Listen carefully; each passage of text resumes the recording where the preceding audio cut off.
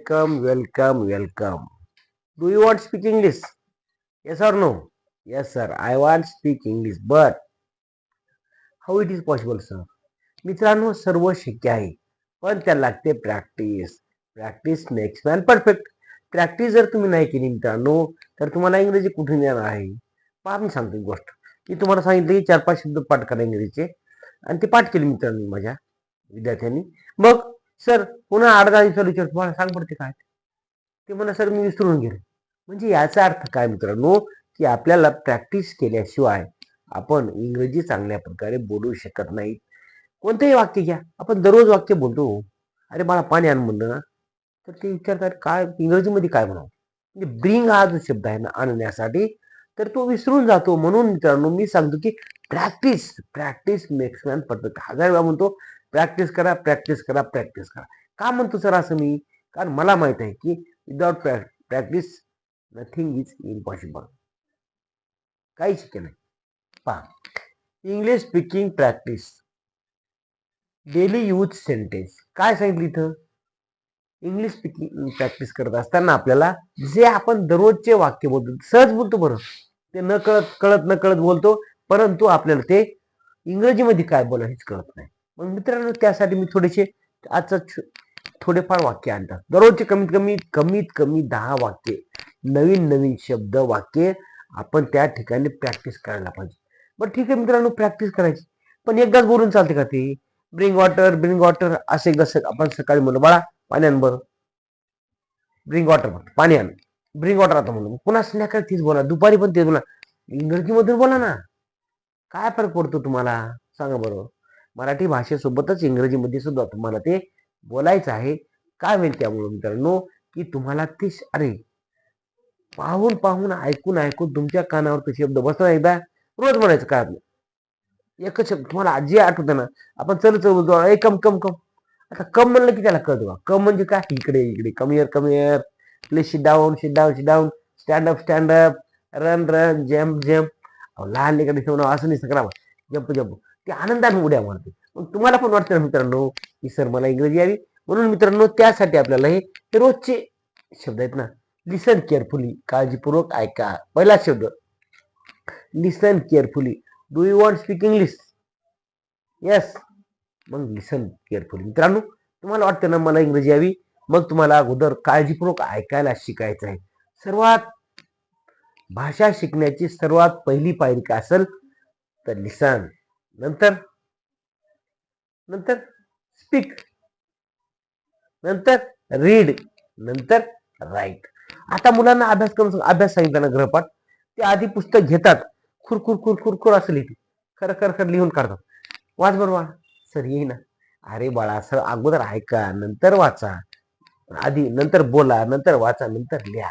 या पायऱ्यांचा आपल्याला अवलंब करायचा आहे. मित्रांनो अगोदर तुम्ही काय करा, हे स्क्रीनशॉट काढण्या अगोदर तुम्ही काय करा, अगोदर ऐका मी काय सांगतो ते, नंतर तसं बोलण्याचा प्रयत्न करा, नंतर ते लिहा, बोला, नंतर वाचा आणि नंतर लिहा. काय सांगितलं मी? पहा, काळजीपूर्वक ऐका, लिसन केअरफुली, काळजीपूर्वक ऐका ना. नंतर आहे दररोज इंग्रजी बोला, स्पीक इंग्लिश एव्हरीडे. एव्हरीडे म्हणजे प्रत्येक दिवशी, दररोज. काय स्पीक म्हणजे बोलणे, इंग्लिश म्हणजे स्पीक इंग्लिश एव्हरीडे, दररोज इंग्रजी बोला. पुढचा आहे गृहपाठ पूर्ण करा.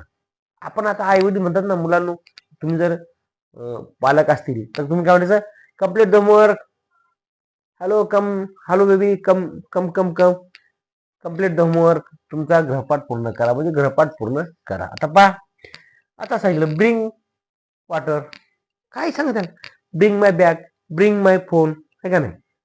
असं पण तुम्ही कोणतीही एखादी वस्तू घ्या आणि आणण्यासाठी जो शब्द असतो त्याला आपण ब्रिंग म्हणतो. एवढं जरी पाठ केलं मित्रांनो तुम्ही 100% तुम्ही इंग्रजी बोलू शकता. You can speak English. Fail do you practice. पहा काय करू, what to do, now. I can't speak English, what to do now. काय करा मग तुम्ही मित्रांनो, प्रॅक्टिस करा. मी सोपं काय करायचं तुम्हाला, फक्त प्रॅक्टिस करायची, तुम्हाला आपोआप इंग्रजी येणार आहे.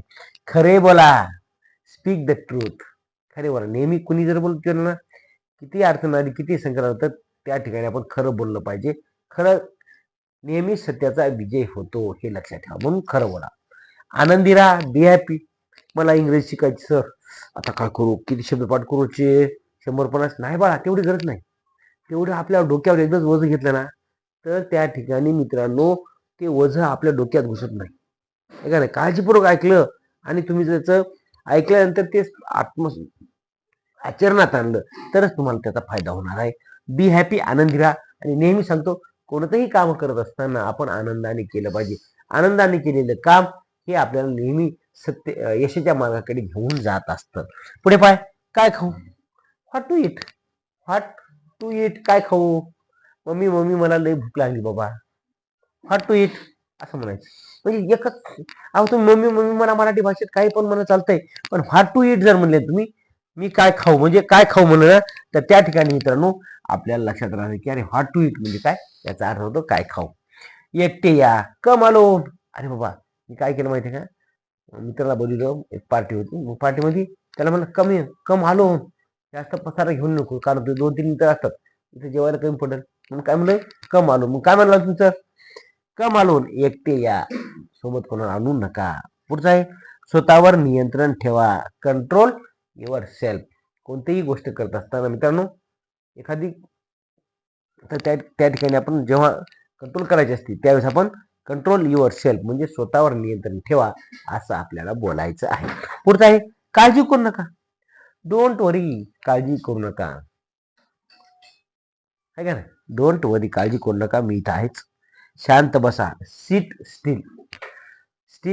सिट स्टील म्हणजे शांत बसा किंवा बी क्वाईट असं पण आपण म्हणू शकतो. मित्रांनो ही छोटीशी वाक्य आहेत, मी 9-10-12, परंतु या वाक्याचा तुम्ही जर दररोजच्या जीवनामध्ये वापर केला, रोज दबा, मी दररोज वेगवेगळी वाक्य आणत असतो.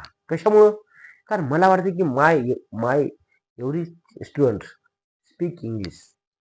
घरी गेल्यावर तुम्ही बोला बरं, एखादं बाळ छोटस येते 7-8 वर्षाचं आणि म्हणते mummy mummy please give me water. अरे तू वॉटर वॉटर काय म्हण बाबा, वॉटर वॉटर वॉटर वॉटर.